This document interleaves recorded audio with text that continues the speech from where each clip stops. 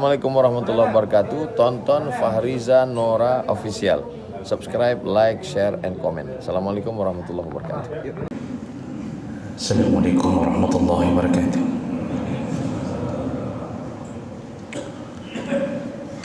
Innal hamdalillah nasta'inuhu wa nastaghfiruh wa na'udzu bihi min shururi anfusina wa min sayyiati a'malina. May yahdihillahu fala mudilla lahu wa may yudlil fala hadiya lahu. Asyhadu an la ilaha illallah wahdahu la syarika lahu wa asyhadu anna Muhammadan 'abduhu wa rasuluhul karim. Allahumma salli wa sallim ala nabiyyina wa sayyidina al-Mustafa Muhammadin wa ala alihi wa ashabihi ajma'in. Amma ba'd. Rabbi shrah li sadri wa yassir li amri wa hlul 'uqdatam min lisani yafqahu qawli.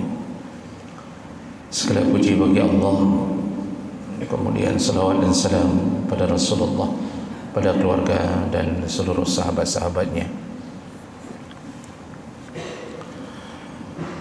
Jamaah salat subuh yang Allah muliakan, insyaAllah kita masih membahas tentang dampak atau akibat mengkonsumsi harta yang haram.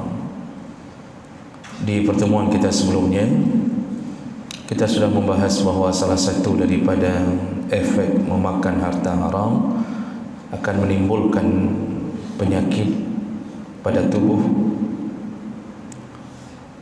Orang menjadi tidak sihat,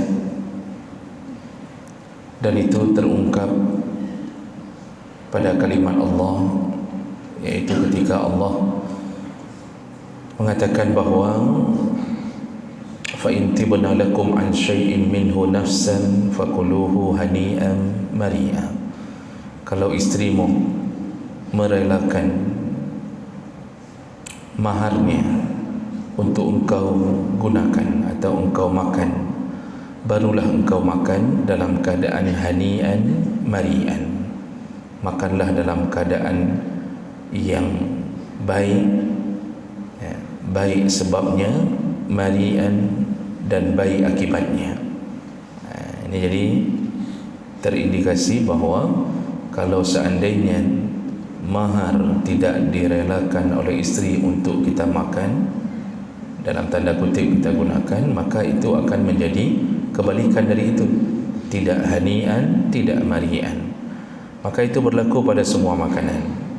Kalau makanan itu didapatkan dari harta yang haram, maka dia menimbulkan perkara di dalam tubuh, karena Allah tidak redha tubuh yang diciptakannya berkembang tumbuh dari harta yang haram. Baik, itu sekedar mengingatkan ulang. Kita lanjutkan berikutnya, dampak daripada memakan harta haram bila dilakukan secara massal. Apabila suatu kampung, suatu daerah, suatu kota telah beramai-ramai tanpa ada yang mencegah memakan harta haram, mencari rezeki dengan cara yang haram, mereka mendapatkan hasil untuk menghidupi diri mereka dengan jalan-jalan yang haram, maka ketika itu terjadi secara massal, sungguh yang paling berbahaya adalah amalan itu atau perkara itu mengundang azab Allah Subhanahu wa taala. Jadi dampak daripada memakan harta haram itu mengundang azab Allah. Dan ini tersinyalir dari hadis Nabi sallallahu alaihi wasallam. Rasulullah sallallahu alaihi wasallam menyebutkan, "Iza taharatiz zina war riba faqad ahallu anfusahum bi'azabillah." Kalau seandainya zina dan riba telah merajalela, maksud merajalela tentu tidak ada lagi yang mencegahnya. Tidak disebut merajalela kalau masih ada yang mencegah. Ini kalau sudah sampai pada titik tidak ada lagi yang bicara, tidak ada lagi yang protes, tidak ada lagi penguasa yang peduli, bahkan penguasa pun terlibat dalam semua kejadian atau perkara yang haram. Ulama diam, ustaz, tengku, semua tidak ada lagi yang membicarakan tentang perkara yang haram itu, merajalelalah perbuatan haram. Dan salah satu yang paling kuat adalah zina dan riba. Kalau itu sudah merajalela, apa kata Nabi katakan? Ahallu anfusahum bi'azabillah. Maka mereka, iaitu penduduk kota itu, penduduk kampung itu, penduduk negara itu, telah menghalalkan untuk ditimpakan azab. Artinya mereka mengundang azab Allah SWT. Nah, ini yang perlu diwaspadai. Makanya keberadaan orang-orang yang berani menahan maksiat itu adalah orang-orang yang menyebabkan azab ditunda oleh Allah. Kalau ada orang yang hari ini berani bicara vokal, kemudian mereka berusaha agar tidak merajalelanya satu maksiat, terutama urusan-urusan yang berhubungan dengan rezeki haram, walaupun dia nanti dibenci, walaupun dia dimusuhi, walaupun mungkin dia akan difitnah, bahkan mungkin dia akan dipenjarakan di dunia karena vokalnya, bahasanya, dakwahnya keras, tetapi dia berusaha menghalang azab Allah. Makanya ketika semua sudah diam, azab itu turun. Ketika kita sudah tidak berdaya di atas maksiat, kita biarkan maksiat tanpa perlawanan, azab itu turun. Dan itulah yang terjadi dimanapun. Allah Subhanahu wa ta'ala itu mempunyai sifat pencemburu. Allah itu maha pencemburu. Kecemburuannya kapan terjadi? Ketika hambanya mendatangi perkara-perkara yang haram. Begitu kata Aisyah radhiyallahu anha mendengarkan dari Nabi sallallahu alaihi wasallam. Jadi jangan kira Allah itu senang dan suka kalau seandainya hambanya melakukan maksiat. Tidak. Allah Subhanahu wa ta'ala itu tidak membiarkan hamba melakukan perkara yang menurutnya hamba itu akan menjauh darinya. Makanya hadis Nabi sallallahu alaihi wasallam itu menyebutkan tentang bahayanya melakukan perbuatan haram, terutama dalam perkara mencari harta haram, yaitu mengundang kecemburuan Allah. Nabi sallallahu alaihi wasallam yang mengatakannya, hadis dari Mughirah bin Syu'bah, qala Sa'ad bin Ubadah, berkatalah Sa'ad bin Ubadah, "Law ra'aitu rajulan ma'a imra'ati la darabtuhu bis-sayfil musaffah, bis-sayfi ghairi musaffah." Jadi pada satu hari Mughirah mendengarkan Sa'ad bin Ubadah mengatakan, seandainya ada orang yang mendekati istriku, kata Sa'ad, atau berbicara dengan istriku, pasti akan kutebas batang lehernya dengan pedang yang pedang yang terhunus, kata si Sa'ad. Jadi didengarkan perkataan ini oleh Mughirah. Lalu Mughirah mengadukan kepada Rasulullah sallallahu alaihi wasallam, fa balagha zalika an-nabi sallallahu alaihi wasallam faqal. Lalu Rasulullah setelah diceritakan oleh Mughirah tentang reaksi Sa'ad, jadi Sa'ad ini ternyata pencemburu, dia mengatakan, kalau ada seseorang yang berbicara dengan istriku atau mendekati istriku, langsung kutebas lehernya dengan pedang. Jadi setelah disampaikan kejadian ini pada Nabi, maksud Mughirah, apa boleh begitu ya Rasulullah? Kita punya sifat cemburu begitu, boleh atau tidak? Apa jawaban Nabi? Jamaah Allah, ata'jabun min ghairati Sa'ad. Apakah kamu takjub, apakah kamu heran dengan kecemburuan Sa'ad? La ana aghyar minhu. Sungguh, kata Rasulullah, aku lebih pencemburu daripada Sa'ad. Wallahu aghyar minni, dan Allah lebih cemburu daripada aku. Berarti Nabi mengatakan cemburu itu penting. Apalagi cemburunya laki-laki terhadap istrinya, terhadap anak-anak yang dipeliharanya. Cemburunya seorang suami pada istrinya, dia tidak ingin istrinya melakukan maksiat. Dia tidak suka kalau istrinya joget-joget di depan TikTok. Kalau suami pencemburu dengan istri-istrinya dan TikToknya sekaligus, dihamba berdua.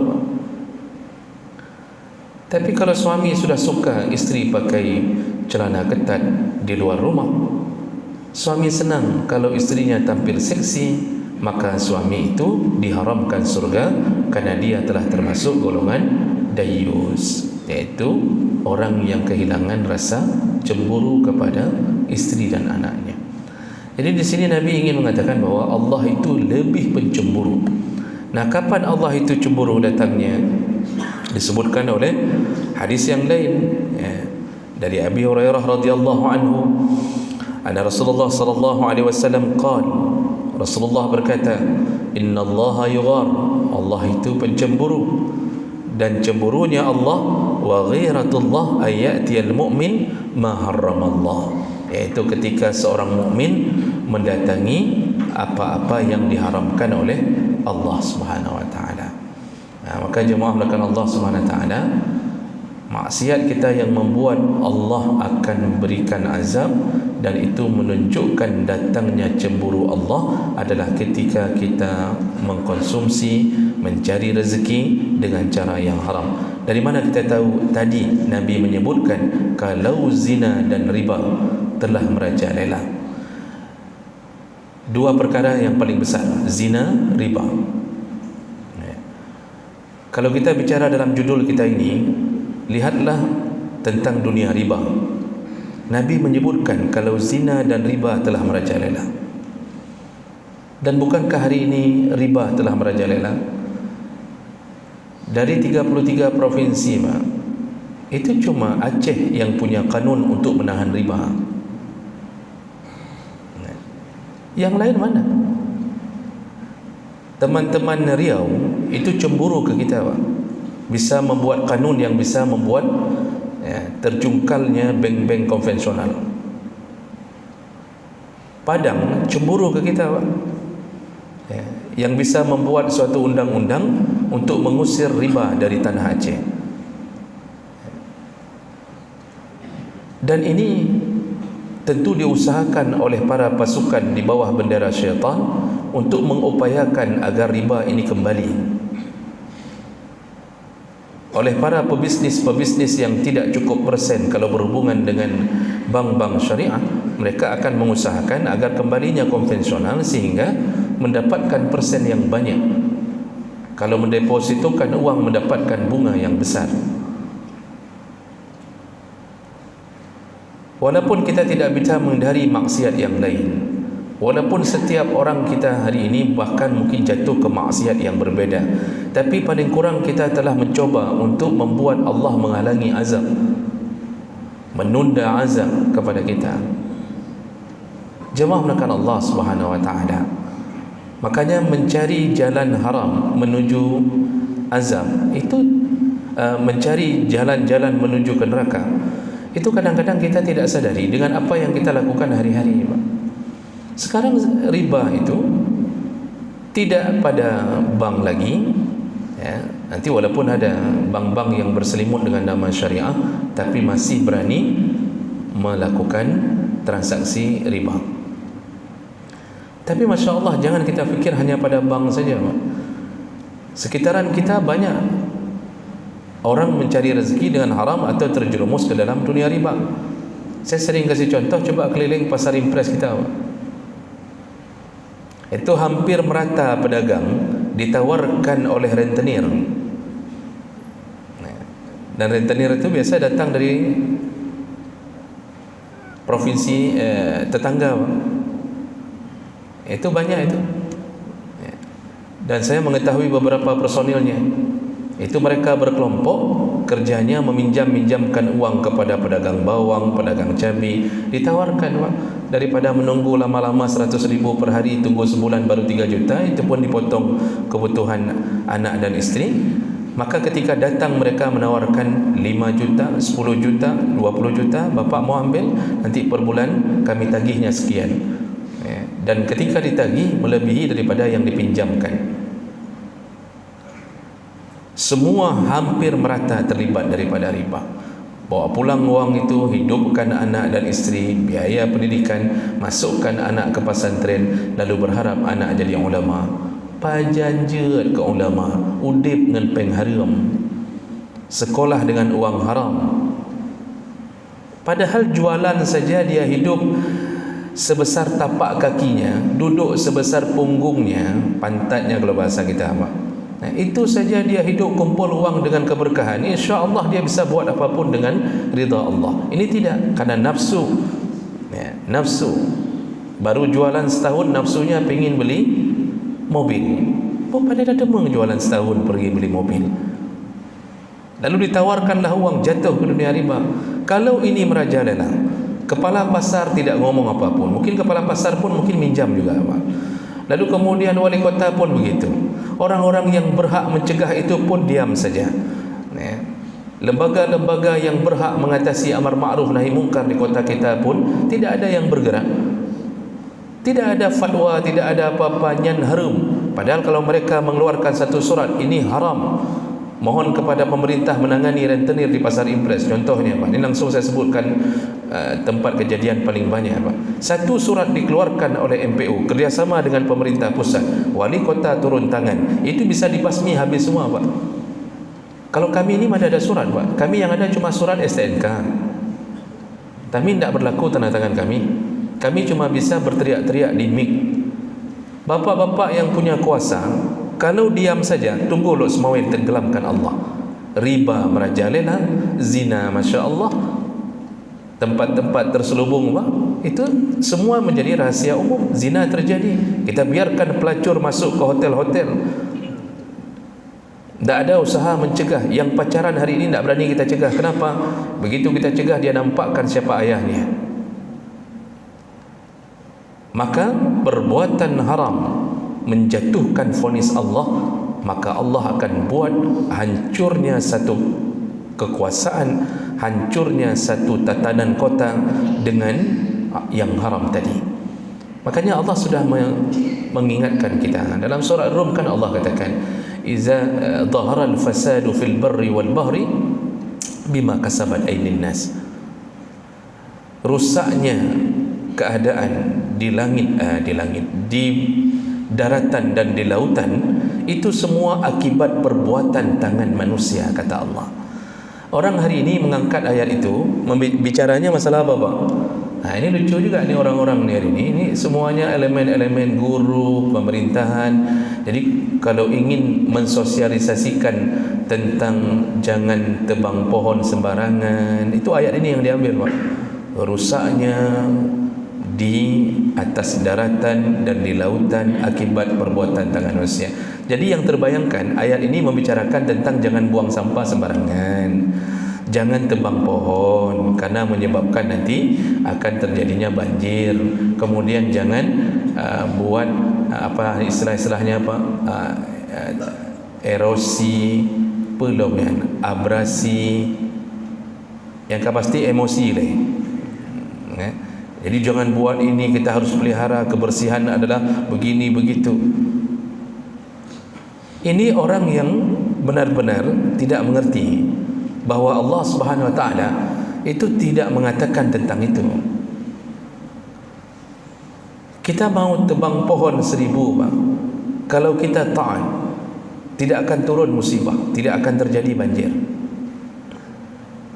Sampah boleh bergelimangan di mana-mana.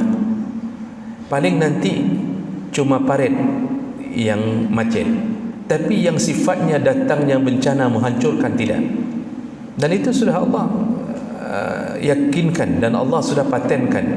Lau anna ahlal qura amanu wattaqau, seandainya penduduk satu negara, satu kampung beriman, bertakwa, maka apa yang terjadi? Apakah Allah datangkan musibah? Tidak. Yang Allah datangkan apa?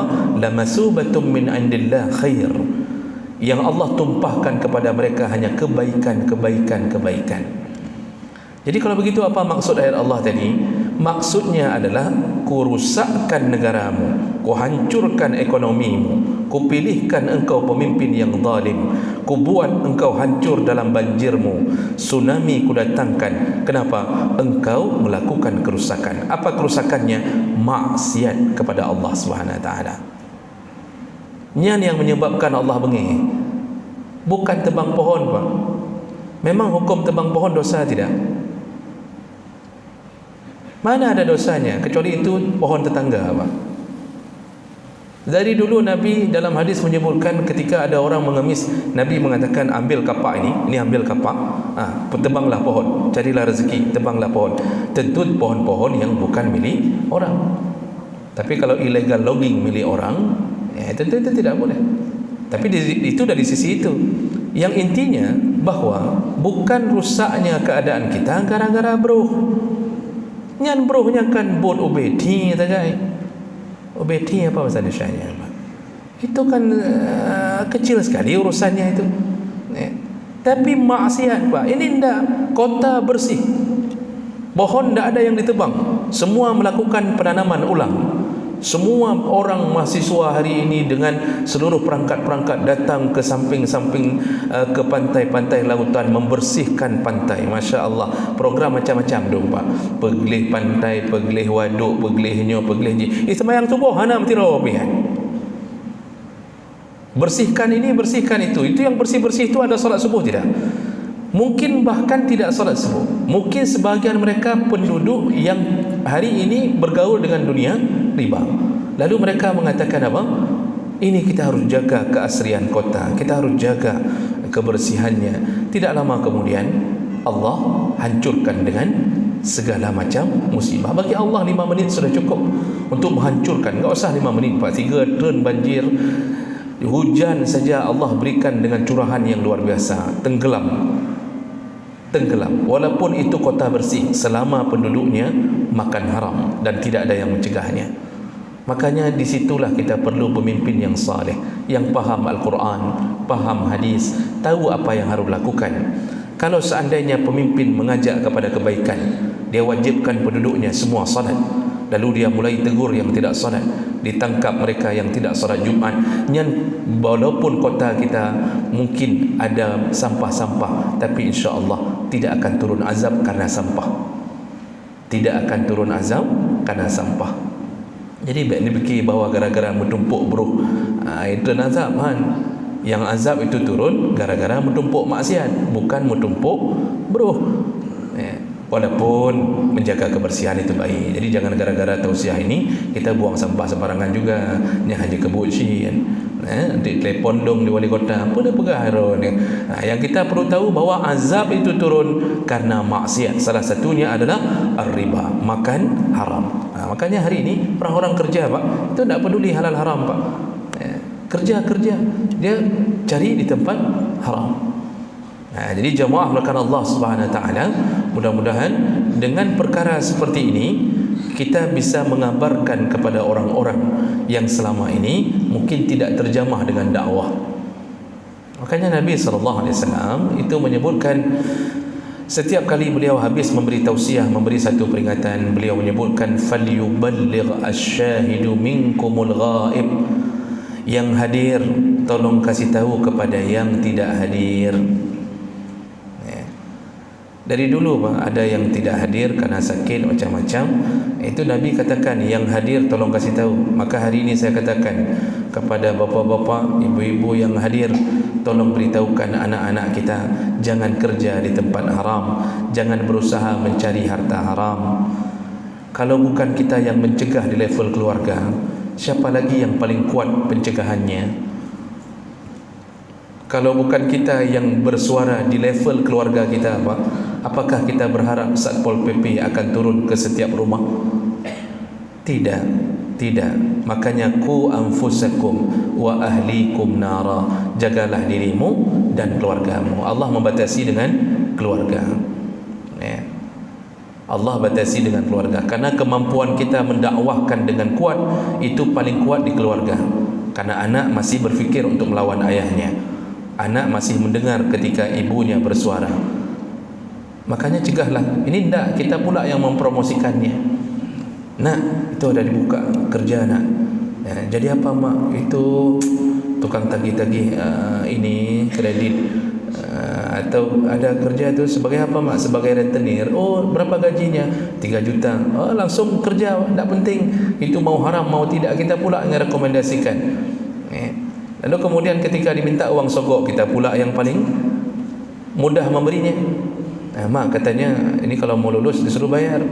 Oh, tenang aja, kamu yang penting kamu tes lulus. Masalah bayar itu mamak yang akan jual sapi, mamak yang akan jual sawah. Akan ke apa pula?